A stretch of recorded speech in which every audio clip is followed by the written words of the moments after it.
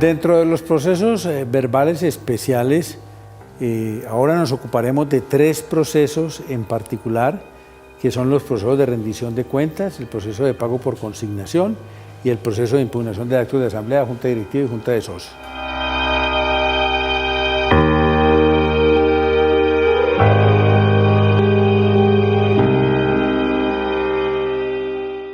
¿Cuáles son los aspectos centrales de estos procesos? En primer lugar, el proceso de rendición de cuentas. El proceso de rendición de cuentas está concebido para que dentro de él una persona que ha hecho una gestión administrativa pueda presentar las cuentas voluntariamente, en cuyo caso ese proceso toma el nombre de rendición espontánea, o para que los destinatarios de una actividad administrativa, de una actuación administrativa, pidan que quien ejerció esa actuación administrativa rinda las cuentas. Ese es un proceso que tiene el nombre de rendición provocada de cuentas. La competencia de juez civil municipal, juez civil de circuito, dependiendo de la cuantía de las cuentas que se están estimando en el respectivo proceso o que se pretenden concretar. Empecemos primero por definir que la competencia desde el punto de vista territorial debe adelantarse en el domicilio donde se hubiese adelantado la gestión administrativa. Hablemos en primer lugar de la rendición provocada de cuentas. En la rendición provocada de cuentas, los destinatarios de las cuentas, quienes no conocen las cuentas, demandan a quien ha realizado la gestión administrativa para que rinda las cuentas. En ese evento, ese demandante, debe, a pesar de que no conoce las cuentas, hacer una estimación bajo la gravedad del juramento de cuáles son las cuentas que considera deben rendirse, de qué es lo que a él le deben o lo que él sale a deber.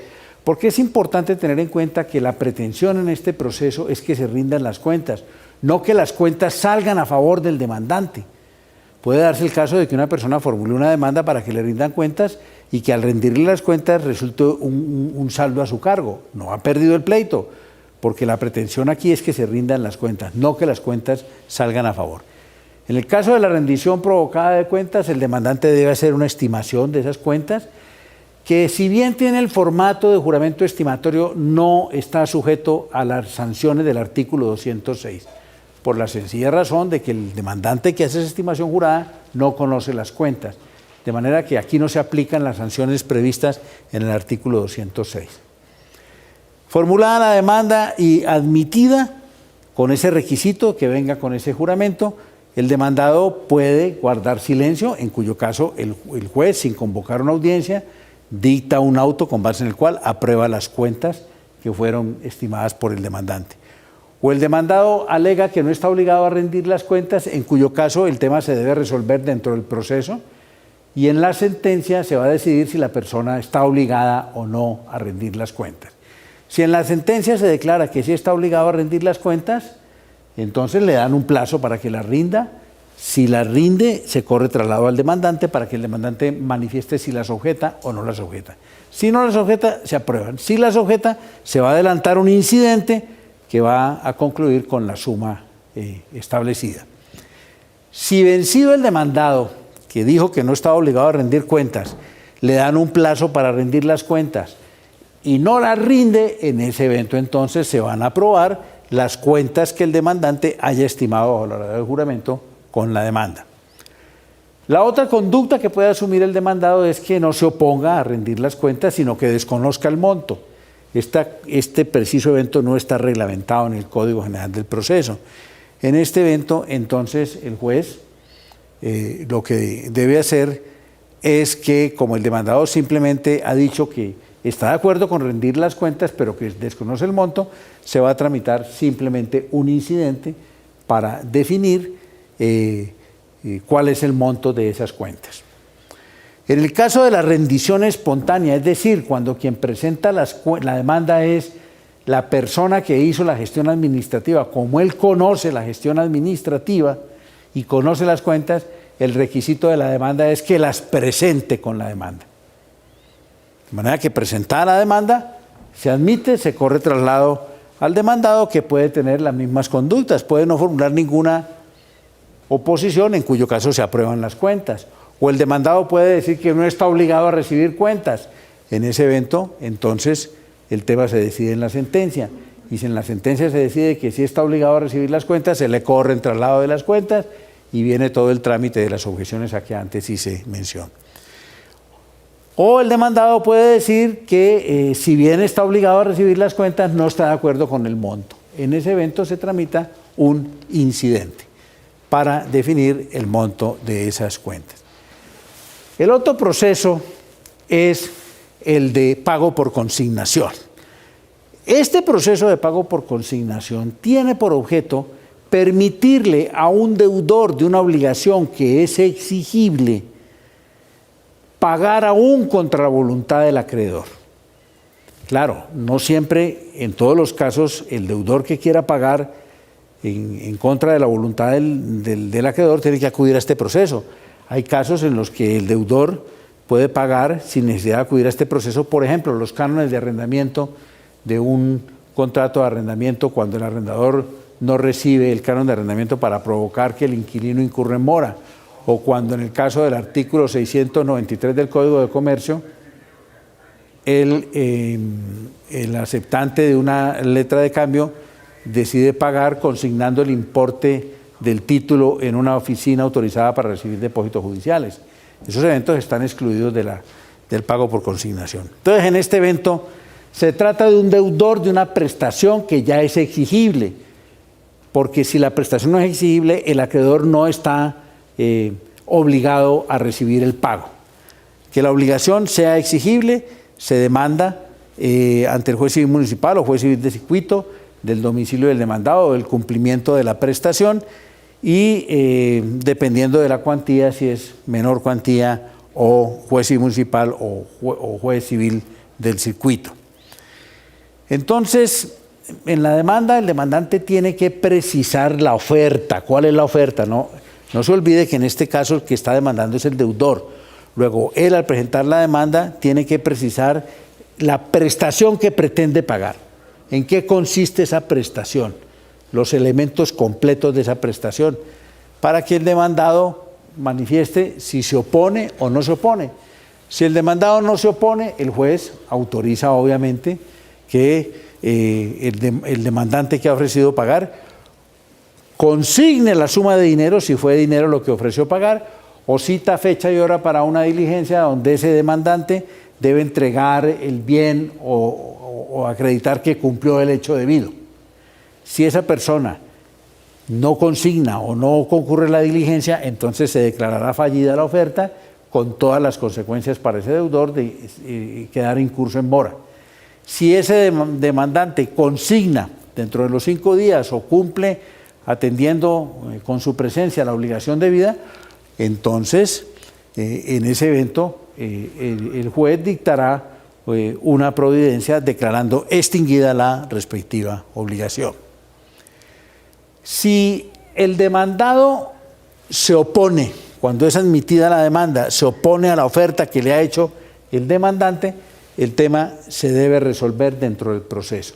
Pero para poder que haya proceso, ese demandante que ha ofrecido pagar y cuyo demandado se opone a recibir el pago, si quiere que haya proceso, tiene que cumplir una carga procesal, un requisito de procedibilidad consistente en que si ofreció pagar dinero, deberá consignar dentro de los 5 días siguientes la suma de dinero que ofreció pagar, y si la prestación debida era otra, entregar un bien o ejecutar un hecho, debe concurrir a la diligencia que fije el juez para entregar el bien o para acreditar que cumplió el hecho. Si él cumple con eso, va a haber proceso. Si no cumple con eso, el juez va a dictar una providencia con base en la cual va a declarar fallida la oferta y no va a haber proceso. Y si hay proceso, el tema se va a resolver en la sentencia. Entonces, es muy importante que cuando se trata de consignar dinero, la obligación del demandante es consignar el dinero dentro de los 5 días. Así acredite el pago por fuera del término de los 5 días, pero lo importante es que el pago se realice dentro de los 5 días. Si en la sentencia se declara que el demandante cumplió, entonces el proceso termina. Existe lo que se llama el derecho de retracto. El derecho de retracto es una facultad que está prevista en el artículo 1662 del Código Civil, que consiste en que cuando el demandado en un proceso de pago por consignación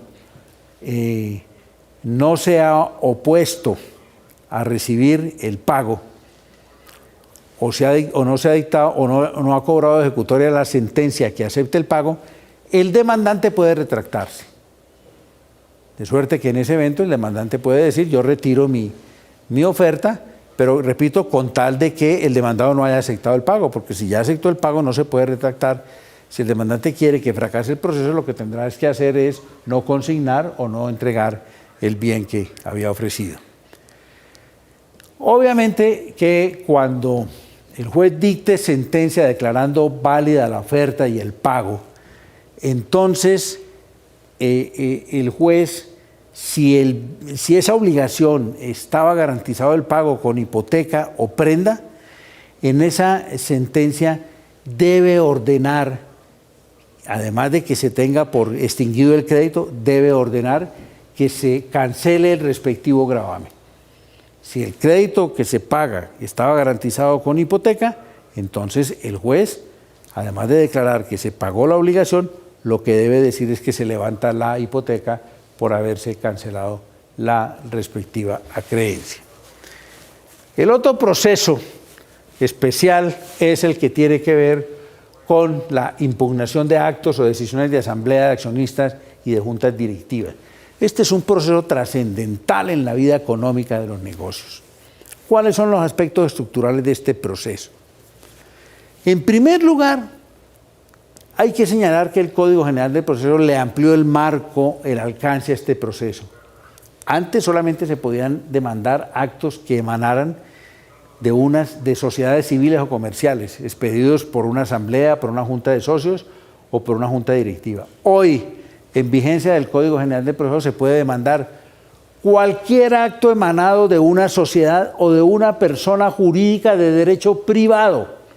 Llámese fundación, corporación, asociación, sociedad civil, sociedad comercial. El proceso lo que busca es que se anule ese acto expedido por una persona jurídica de derecho privado. Cuando se trata de un acto expedido por una persona jurídica de derecho público, el camino no es este, sino el proceso de nulidad simple o de nulidad y restablecimiento del derecho según el evento. Hay que tener en cuenta que cuando una persona se encuentra en el trance de formular este tipo de demanda, entonces puede previamente acudir al proceso judicial, controvertir el acto del registro mercantil con base en el cual se inscribe el acto. En ese evento, si el acto está sujeto a registro mercantil, entonces ese demandante puede, si quiere, no es obligatorio, no es requisito prejudicial de este proceso, impugnar ante la Cámara de Comercio el acto de inscripción, mediante el recurso de reposición y apelación, recurso de reposición que se adelanta ante la autoridad del registro mercantil y en apelación ante la Superintendencia de Notariado y Registro. Si esos recursos prosperan, pues obviamente la Cámara de Comercio levantará la inscripción que había hecho y ese demandante se habrá ahorrado el proceso. Si no prosperan esos recursos, el demandante podrá venir a formular la demanda dentro del término preciso de caducidad. Y una característica de este proceso es que la demanda está sujeta a un término de caducidad. Debe presentarse dentro de los 2 meses siguientes al momento en el que se produjo el acto, si no está sujeto a registro, y si está sujeto a registro, los 2 meses se empiezan a computar a partir de que se haya registrado el acto. Ahora bien, si contra el acto se interpusieron recursos de reposición y apelación ante la Cámara de Comercio por estar sujeto a registro, los 2 meses se empiezan a computar cuando quiera que la Cámara de Comercio confirme la decisión. En ese evento los 2 meses solamente empiezan a computarse, repito, cuando esté en firme el acto de inscripción. Esta demanda se puede formular o ante el juez civil de circuito o se puede formular ante la Superintendencia de Sociedades respecto de aquellas sociedades que están sujetas a control y vigilancia y siempre que no se solicite reconocimiento de perjuicios. En ese evento la Superintendencia de Sociedades tiene funciones jurisdiccionales para poder conocer de este proceso. Punto que merece comentarse es si para formular esta demanda debe el demandante surtir el requisito de la conciliación extrajudicial. Es un punto que la jurisprudencia del Tribunal Superior de Bogotá ha dicho que no es necesario, que porque aquí se va a debatir un tema de nulidad que no es transigible. Yo creo que esa decisión es equivocada, porque no todos los motivos de nulidad de un acto son intransigibles. Hay unos motivos de nulidad que se pueden sanear, que son transigibles. De manera que cuando el motivo de nulidad no tiene que ver con un motivo de nulidad absoluta, yo creo que el demandante debe cumplir con el requisito de adelantar la conciliación extrajudicial previa. Y además dentro del proceso no está excluido el trámite de la conciliación, lo cual indica que el juez tiene que sopesar si debe adelantarse o no en cada caso la conciliación extrajudicial previa. ¿Quiénes pueden formular la demanda? La demanda la pueden formular los administradores, los revisores fiscales o los socios ausentes o disidentes de esa persona jurídica. Y en esto es importante tener en cuenta que cuando se habla de socios ausentes o disidentes, claro, era en la redacción de la normatividad cuando solamente se podían demandar actos emanados de una sociedad. Aquí hay que entender que pueden ser miembros o de una fundación, corporación o de una asociación ausente o disidente, no necesariamente socios. El tema de si debe acompañarse la copia del acto impugnado, en principio parece que sí, pero hay que tener en cuenta que hay algunas sociedades que para obstaculizarle el ejercicio del derecho de demandar le impiden a ese futuro demandante tener copia del acto, en cuyo caso yo creo que se puede formular la demanda sin acompañar el acto acusado, con tal de que en la demanda se le pida al juez que le ordene al demandado, a la entidad demandada, que lo aporte al momento de contestar la respectiva demanda. Aspecto cardinal aquí es el de la medida cautelar que se puede decretar en este proceso.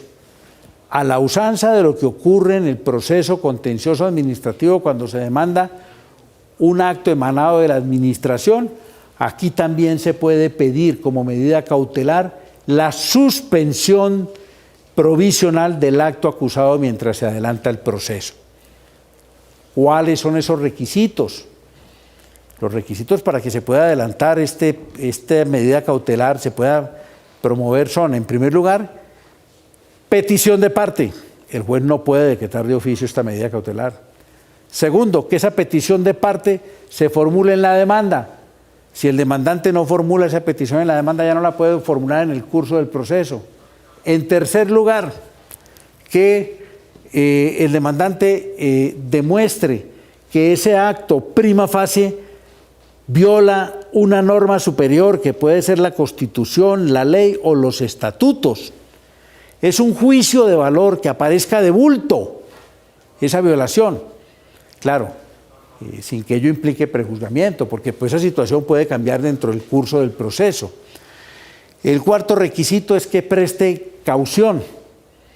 Y un requisito que yo he mencionado es el de que la medida cautelar que decrete la suspensión del acto acusado se cumple inmediatamente antes de que sea notificado a la sociedad o a la entidad demandada. De suerte que no es viable que un secretario de juzgado se niegue, por ejemplo, a entregar los oficios dirigidos a la Cámara de Comercio comunicando la suspensión del acto acusado con el argumento de que el acto puede ser recurrido por el demandado cuando comparezca, porque la medida cautelar primero se cumple y luego se notifica. Es un proceso muy importante que, repito, tiene la virtualidad de que se puede adelantar ante la justicia ordinaria o ante la Superintendencia de Sociedades en función de atribuciones judiciales cuando se trate de sociedades sujetas a control y vigilancia.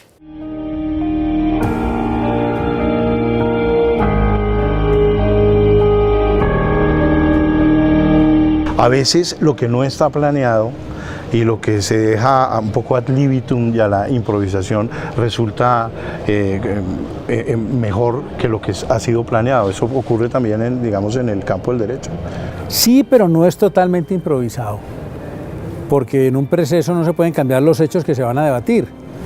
Puede surgir alguna situación, que algún testigo dijo algo que no se estaba contando con eso, o que en una determinada audiencia salió un papel con el que no se contaba, y entonces allí hay que improvisar, pero sobre la base de que todo eso juega un rol dentro de un conjunto, de un universo de hechos.